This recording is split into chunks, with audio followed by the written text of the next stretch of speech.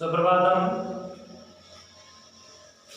हम संधि और समास पढ़ चुके हैं और आज हमको पढ़ना है प्रत्यय। आज पढ़ना है प्रत्यय।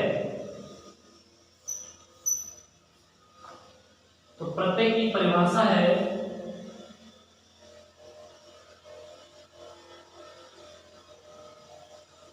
प्रत्ययस्य परिभाषा धातो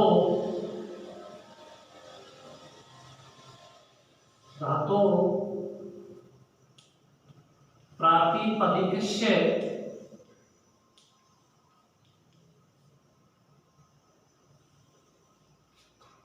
व पश्चात् यस्य प्रयोगं क्रियते इति स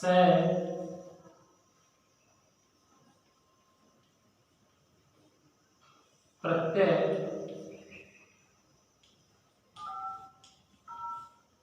कथ्यते।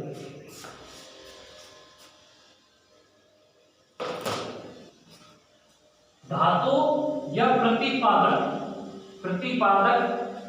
शब्द के पश्चात धातु या प्रतिपादक शब्द के पश्चात यस्य जिसका प्रयोगम क्रियते प्रयोग किया जाता है ऐसा वह प्रत्यय कहा जाता है। अगर हम अपनी सामान्य हिंदी भाषा में लेते हैं, धातु या किसी शब्द के पश्चात जिसका प्रयोग किया जाता है वह प्रत्यय कहलाता है। प्रत्यय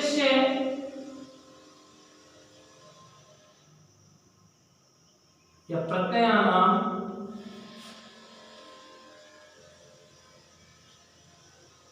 भेदा। प्रत्ययानाम मुख्य रूपेण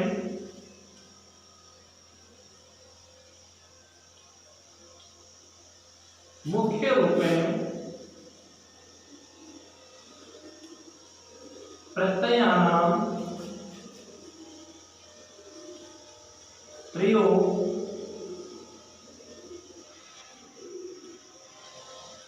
भेदा संति।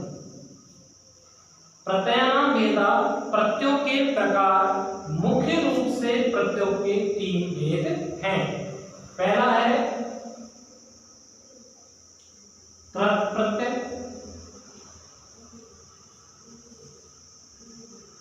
नंबर 1। नंबर 2 तद्धित प्रत्यय। नंबर 3 स्त्री प्रत्यय।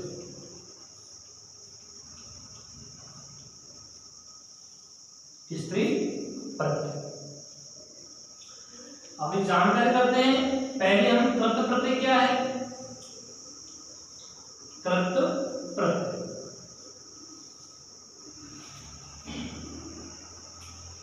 येषां प्रयोग है जिनका प्रयोग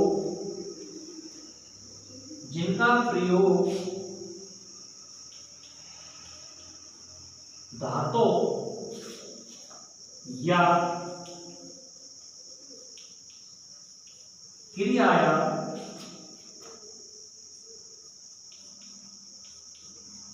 पश्चात क्रियते ते वे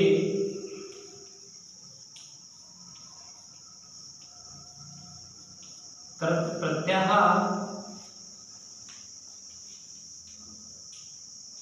कथ्यन्ते। येषां प्रयोग है जिनका प्रयोग धातु के या क्रिया के पश्चात क्रियते बाद में किया जाता है, ते कर्त प्रत्यय कथयन्ते, वे कर्त प्रत्यय कहलाते हैं। उदाहरण जैसे पठितन कृत्वा, पठित वा, पठित वा,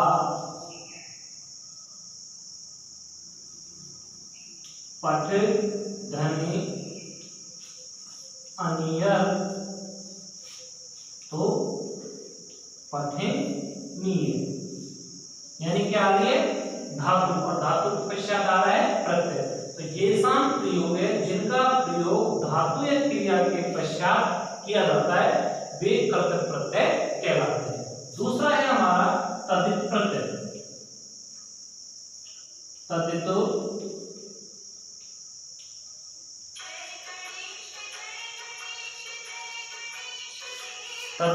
प्रत्यय,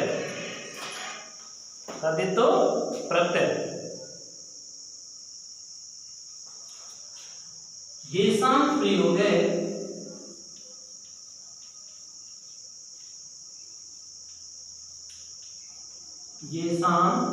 प्रयोग है जिनका प्रयोग संज्ञा सर्वनाम आदि शब्दों के पश्चात क्रियते किया जाता है, ते वे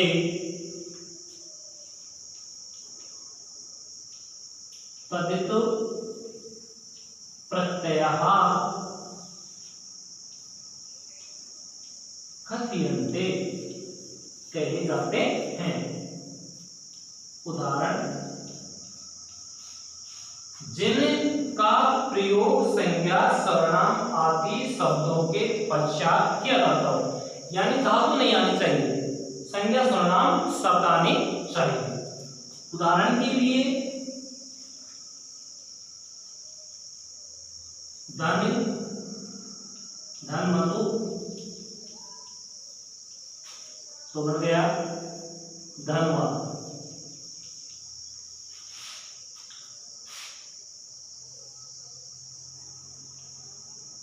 पटु, धनतर, तो बन गया पटु तर। तो इसमें क्या आ रहा है?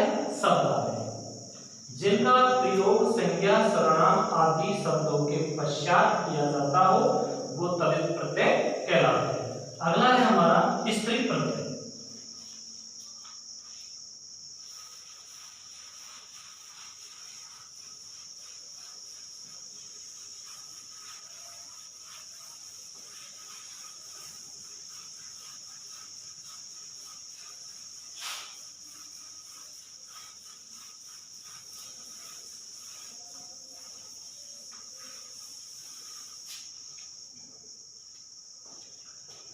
तीसरा है स्त्री प्रत्यय। येषां जिनका प्रयोग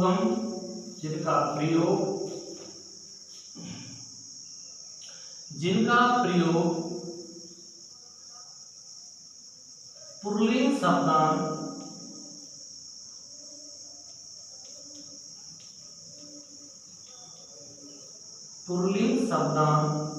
शब्दों को स्त्रीलिंग में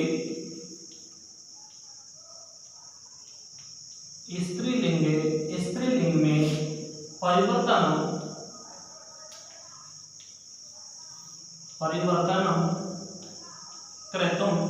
करने के लिए क्रियते किया जाता है, ते स्त्री प्रत्यय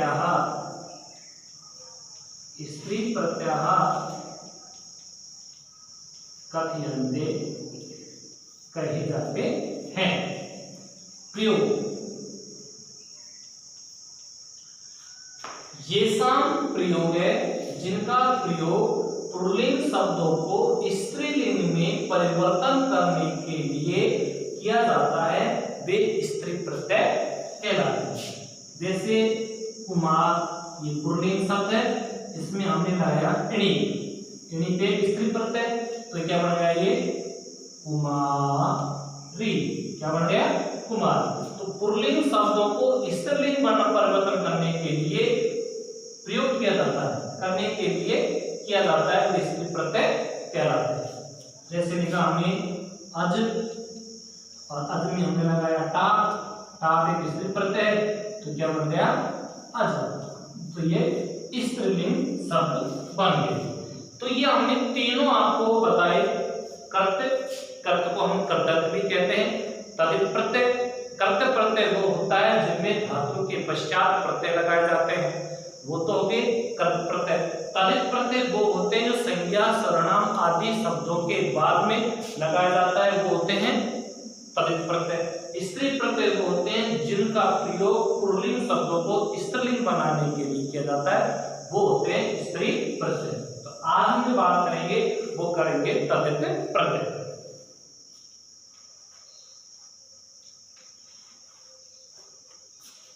तदित प्रत्यय पर हम बातचीत करेंगे आज।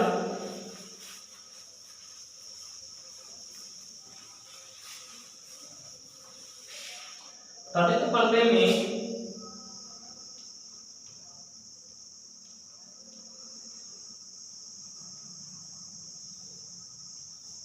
तदित प्रत्यय में पहला है तरत और दूसरा है तम। अब हम इसकी तुलना करते हुए आपको परिभाषा बताते हैं। नंबर 1, दो में से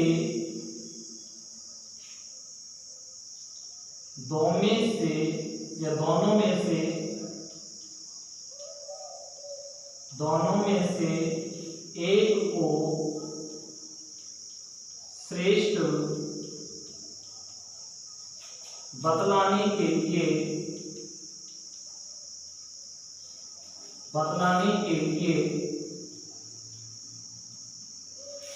तरत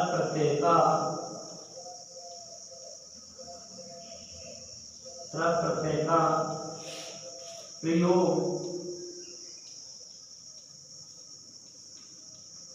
किया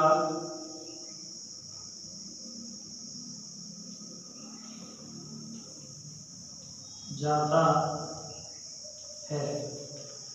तम क्या होता है? बहुतों में से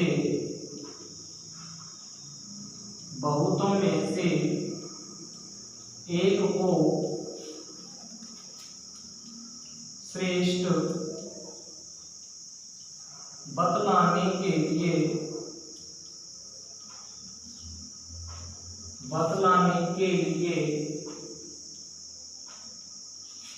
तमक प्रत्यय का प्रयोग किया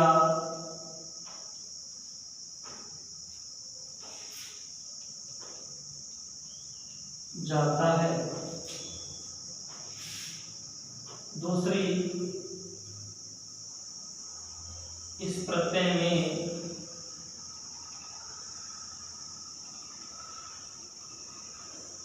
पंचमी विभक्ति का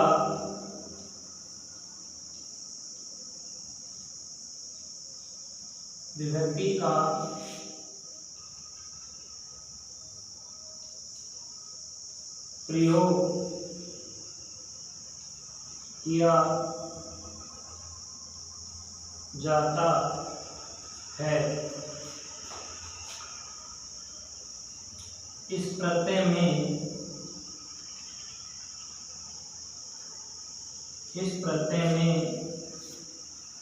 षष्ठी या सप्तमी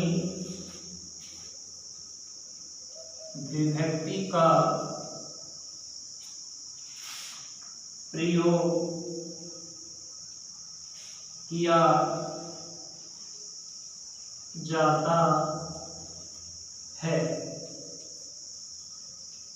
तर्क में दोनों में से एक को श्रेष्ठ बतलाने के लिए तर्क प्रत्यय का प्रयोग किया जाता है। दोनों में से एक को, जैसे राम सुरेश से चतुर है, राम सुरेश से चतुर है। फॉर एग्जाम्पल रामा सुरेश को बाद में बताएंगे। दूसरा है बहुतों में से एक को श्रेष्ठ बतलाने के लिए तमक प्रत्यय का प्रयोग किया जाता है। बहुतों में से एक को, बहुतों में से एक को, जैसे कवियों में कालिदास श्रेष्ठ है। इस प्रत्यय में पंचमी विभक्ति का प्रयोग किया जाता है और इस प्रत्यय में षष्ठी या सप्तमी विभक्ति का प्रयोग किया जाता है। तीसरी विशेषता इसकी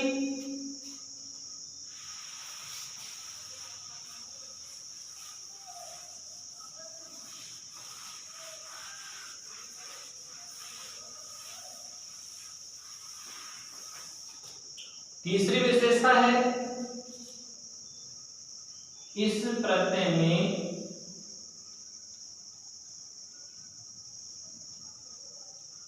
शेष रहता है, शेष रहता है। इसकी तीसरी है इस प्रत्यय में, इस प्रत्यय में तम शेष रहता है, तम शेष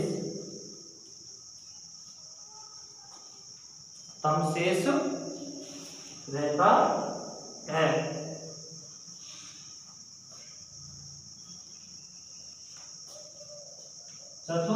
चौथा नियम इसका, इस प्रत्यय में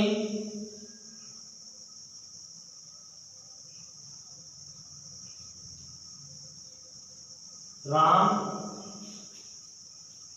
पुल्लिंग, रमा स्त्रीलिंग, रमा स्त्रीलिंग, फल फलम नपुंसकलिंग, नपुंसकलिंग की तरह रूप चलते हैं, रूप चलते हैं। इस प्रत्यय में, इस प्रत्यय में राम रमा फल की तरह रूप चलते हैं। अब बात करते हैं इस प्रत्यय में तम शेष रहता है, इसमें तम शेष रहता है, इसमें राम रमा और फल की तरह रूप चलता है। अब मैंने जो जितने भी 4 विशेषताएं हैं बताइए वो मैं आपको बताता हूं कैसे है। जैसे है कि रामा सुरेश पटुतर पटुतर अस्ति। नंबर 1, राम से सुरेश चतुर है, दोनों में से एक को श्रेष्ठ बताया जा रहा है। दूसरी बात, इससे दूसरी बात यह है पंचमी विभक्ति का प्रयोग होता है, ये पंचमी विभक्ति आ गई। तीसरी बात, इसमें तम शेष रहता है, बिल्कुल ये तर है। चौथी बात, राम में रमा स्त्रीलिंग, अगर पुल्लिंग है तो तर आ गया, अगर यहाँ पर स्त्रीलिंग नाम होता तो तर आ जाता, और कोई नपुंसकलिंग नाम होता तो तर आ जाता। इधर को आ जाओ, कविसु या कवीना, कालिदास श्रेष्ठतम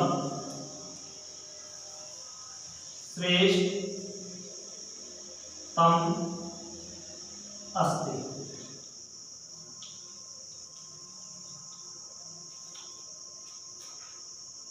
कवियों में कालिदास श्रेष्ठ है।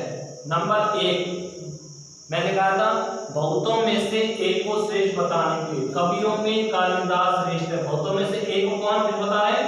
कालिदास श्रेष्ठ बता रहे। दूसरा मैं बताया था इसमें विभक्ति आएगी सप्तमी या षष्ठी। कवि सुतो आ गई सप्तमी बहुवचन और कवि नाम आ गई षष्ठी बहुवचन। चलो दूसरी बात तम से रहता है, इसमें तम है। रूप कोई चलेंगे, पुल्लिंग है तो तम, स्त्रीलिंग है तो तमा और नपुंसकलिंग है तो तमा। ये तो हुई तर्क और तमक की तुलना के आधार पर परिभाषा।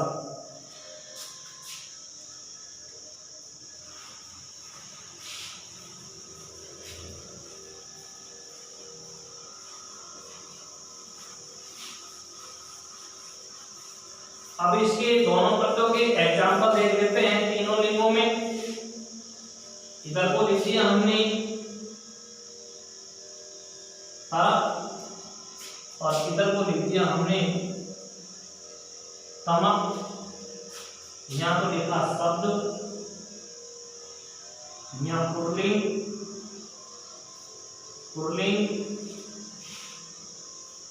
स्त्रीलिंग, नपुंसकलिंग, फिर यहाँ आगे शब्द, पुल्लिंग, स्त्रीलिंग और नपुंसकलिंग। ठीक है, जैसे मैं लिखा पटु धने तरफ, तो क्या बना? पटुतर। पुल्लिंग स्त्रीलिंग में आएंगे तो क्या बनेगा? पटुतरा। नपुंसकलिंग में आएंगे क्या बनेगा? पटुतरम। उसी प्रकार यहाँ लिखा पटुधने तमक,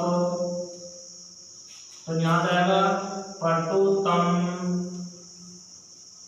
स्त्रीलिंग में पटुतमा और नपुंसकलिंग में आएगा पटुतमम। दूसरा लिया दीर्घ धने तरक, तो क्या बनेगा? दीर्घतर, दीर्घतरा, दीर्घतरम।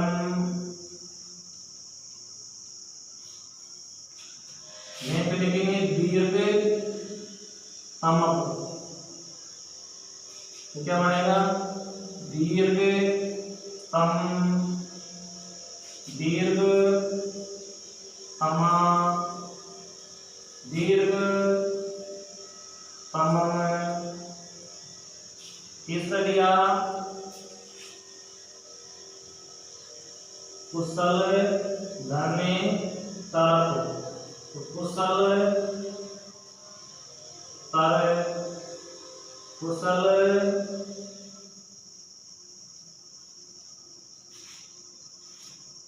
तरा, कुशल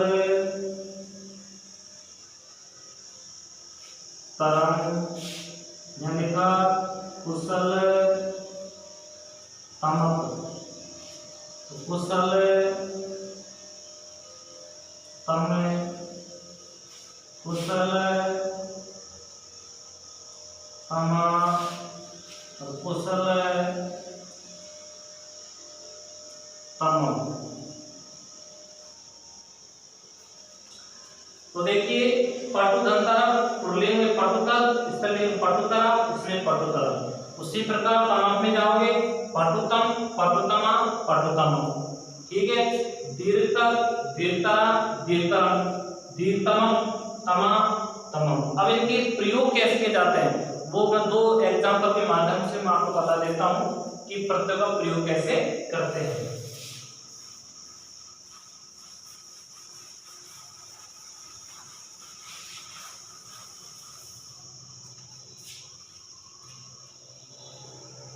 पहला एग्जाम्पल है, लिखा हमने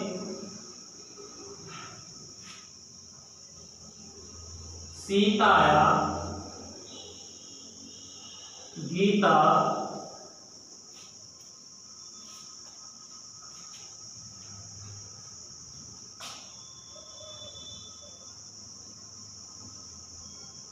अस्ति, ठीक है। और यहां लिख दिया पटुतल तल। सीता से गीता है, ठीक है, हमने दिया पटुतल तल। अब आप तरल प्रत्यय से ये चीज तो जान लेंगे। नंबर 1 पंचमी विभक्ति आ रही है। फिर नंबर 2 तरल प्रत्यय में तर शेष रहता है, रह जाएगा, लगा दिया पटु तर। नंबर 2 गीता क्या है, स्त्रीलिंग है, तो क्या आ जाएगा यहाँ तर। अब ये किसके लिए, सीता से गीता चतुर, सीता से गीता चतुर है, सीता से गीता चतुर है, सीता से गीता चतुर है। अब जो चतुर है उसके लिए ही प्रयोग होगा।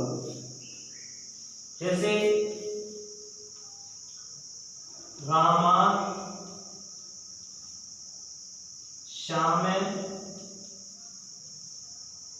खालिस्तान अस्ति, ठीक है। यह लिखा दीर्घधन तरल। राम से श्याम, दीर्घ यानी बड़ा है, राम से श्याम बड़ा है, ठीक है। तर पटक जान लिया, पंचमी विभक्ति आ रही है, तर शेष रहेगा। नाम क्या है बोलो, पुल्लिंग है। ये दो एग्जाम्पल किसके हुए, आपके तर प्रत्यय के। अब तीसरा एग्जाम्पल है, जैसे कविसु कालिदास है, कालिदास अस्ति, ठीक है। यहां लिखा हमने श्रेष्ठ धन तम, ठीक है। तमम से जाना षष्ठी आएगी या सप्तमी विभक्ति आएगी, सप्तमी विभक्ति आएगी। तम शेष रहेगा श्रेष्ठ तम, ठीक है, पुल्लिंग नाम है। तो इस प्रकार यहाँ पर हमारा तदित प्रत्यय में तरल और तम पे प्रत्यय हो गया, और तदित प्रत्यय का शेष भाग अगले